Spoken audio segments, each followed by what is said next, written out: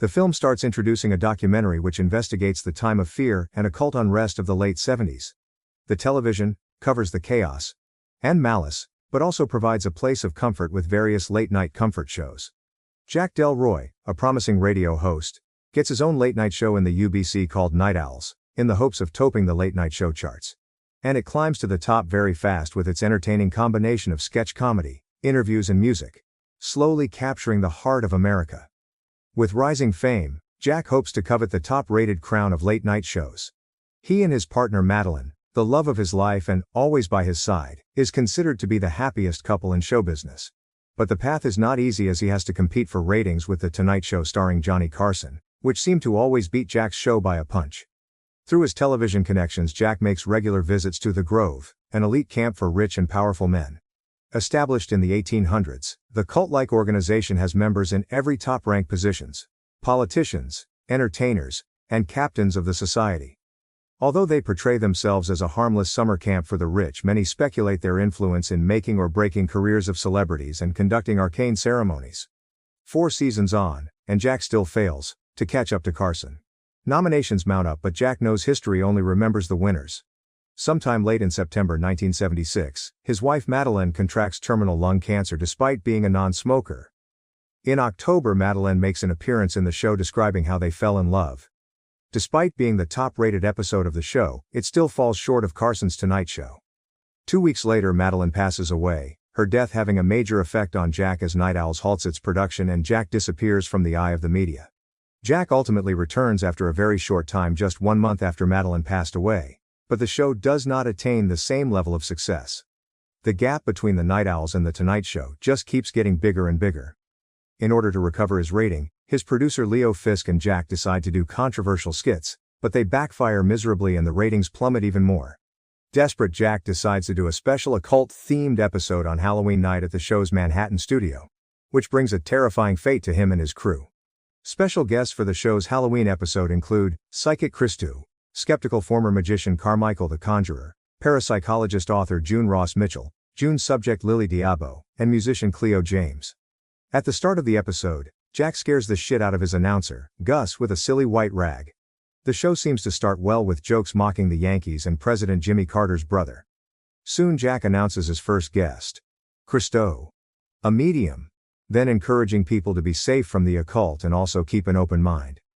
Christou, a man of much mind power and some glitter, appears to be heavily emphasizing on the All Hallows Eve and its significance, as it is the last chance for the recently deceased to finish any unfinished business in this mortal realm. Jack encourages Christou to fire up those mind antennas of his and do some readings in the studio. Christou seems to start getting some signals from the deceased, but his first reading fails miserably as he tries to connect the name Peterson with Peterman, an audience member's wife. Christou thinks his wife has passed, but he says his wife just ran away with his driver 5 years ago. Christou says the lights and the sounds of the studio is interfering with his readings and he tries again. This time it seems to work. With him reading the name Edmund, Eddie and 2 ladies from the audience say they had a family member, the brother and son of the women named Edmund, who passed away 5 years ago. Christou seems to catch on every detail of the incident, from his passing to his likings, and his little teddy bear too. The women in the audience are moved.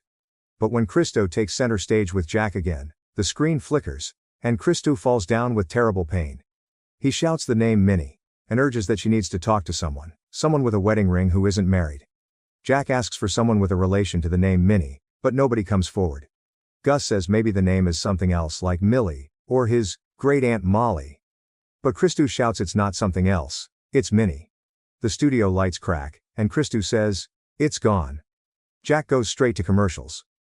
During the commercial breaks, Jack congratulates Christou for an amazing performance and says he's truly gifted, while Gus stresses the fact that the crew is a little spooked, and so is he, with the lights cracking and Christou's eyes turning white.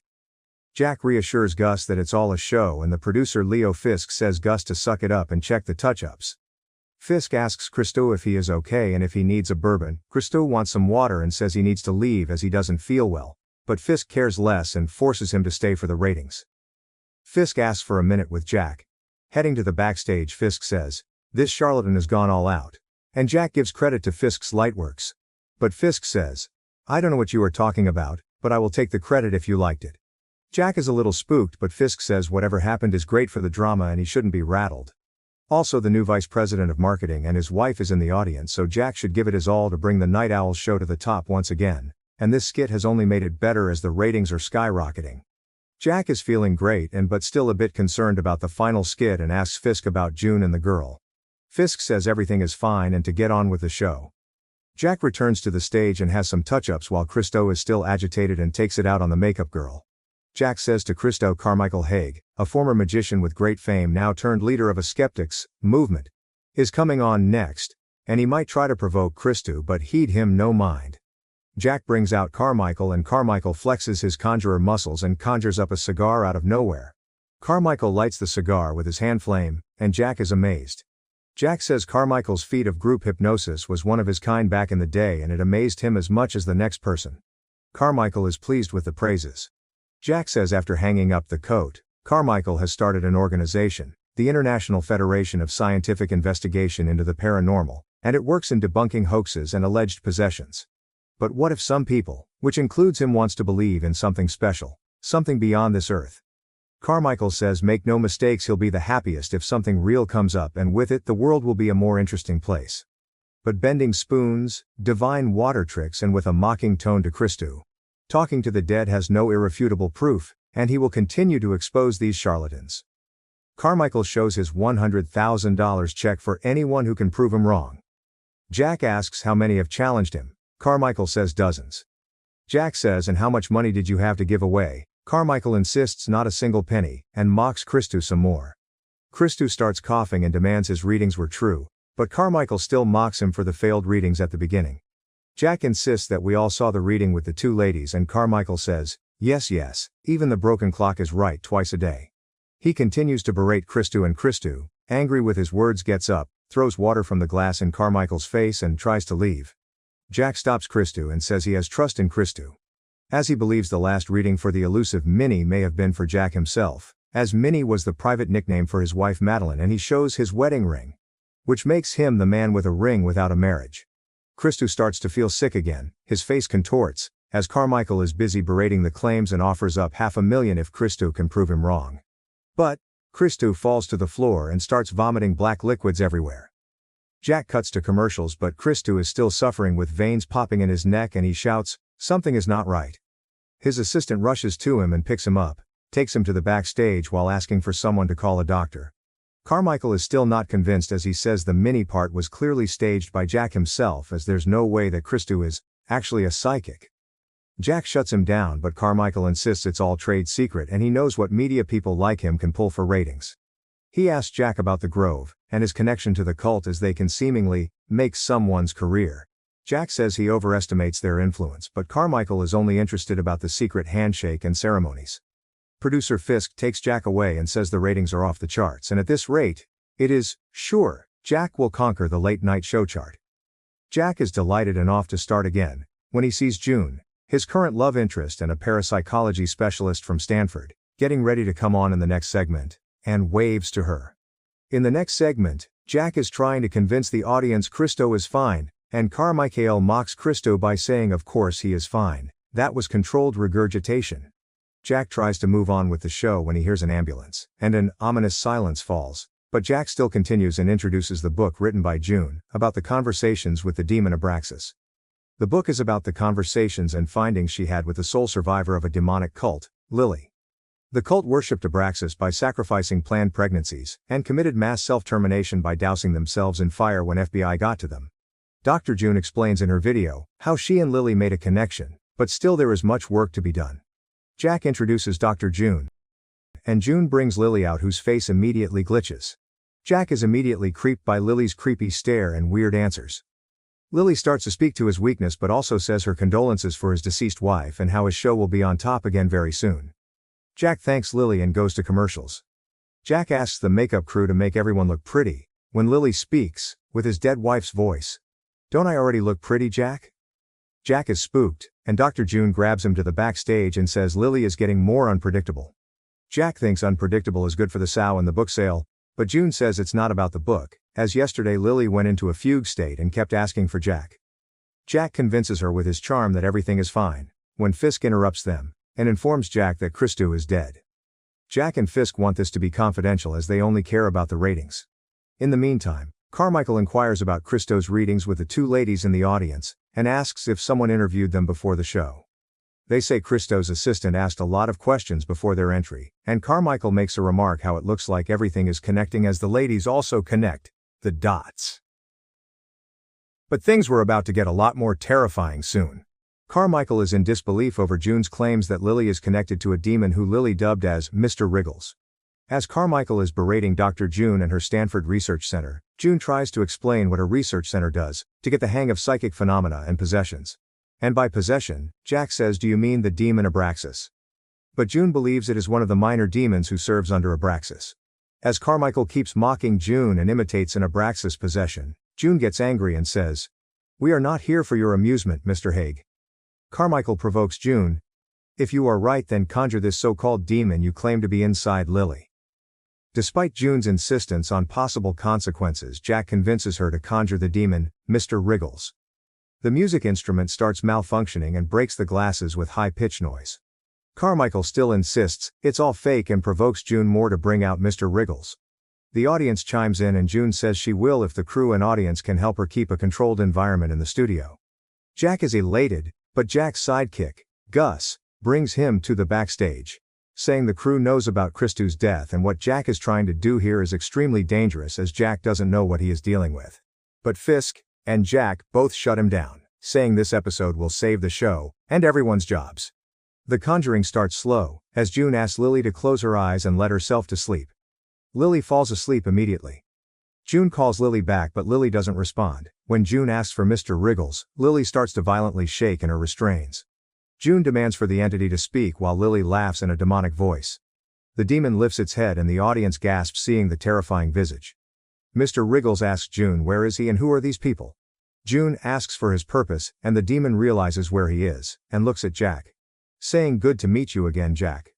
Jack says, "I don't believe we have met." But Mr. Wriggles insists they have. In the tall trees.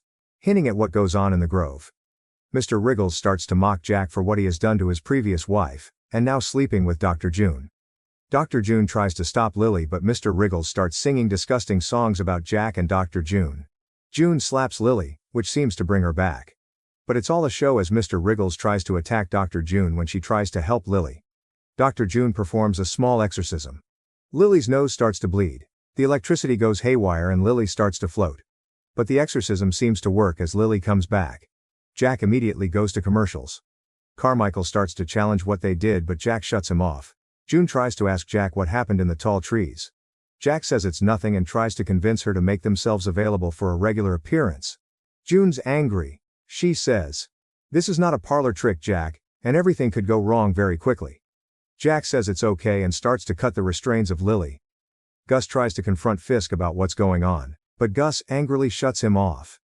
Jack and Fisk start to celebrate as it is never seen before television and the ratings are off the roof, with every big media hotshot wanting a piece of what they got here. Carmichael challenges June by having Gus take part in a hypnotism demonstration that causes everyone in the studio to see worms coming out of him and ravaging Gus, including Gus himself. Not only everyone in stage and audience, the TV audience also seem to be under hypnosis as we all see the worms coming out of Gus. The only one not affected by the hypnotism is Lily as she laughs and ominously asks why Gus is acting so weird. When the production team rewinds the footage, it proves that Carmichael's demonstration was merely a hallucination experienced by everyone in the studio. Carmichael says Dr. June did the exact same thing, but his was better cause maybe he is still the best. However, the supernatural phenomena that occurred during June's conjuring appears unaltered in the recorded playback. Jack is horrified when he notices an apparition of a spiritual Madeleine standing behind him in the footage. Carmichael angrily accuses Jack of orchestrating the events as an elaborate hoax. While the pair are fighting, Lily starts to shake and June calls for help. No one moves to help the girl, and she quickly becomes possessed again. With no restraints, Lily stands up and a bolt of lightning from the ceiling above connects to her left hand as a bolt from the nearby monitor connects to her right. Her head splits open down the middle and begins to glow. One by one, she twists Gus's head around, hangs June by her necklace until her neck is opened like a candy jar, and burns Carmichael's body. The audience flees from the studio and Leo pulls Jack towards the exit. Jack is suddenly transported to a nightmarish version of the show. He relives moments in the past before it is revealed that he has a connection to the demon possessing Lily, having encountered it during a ceremony at the Grove.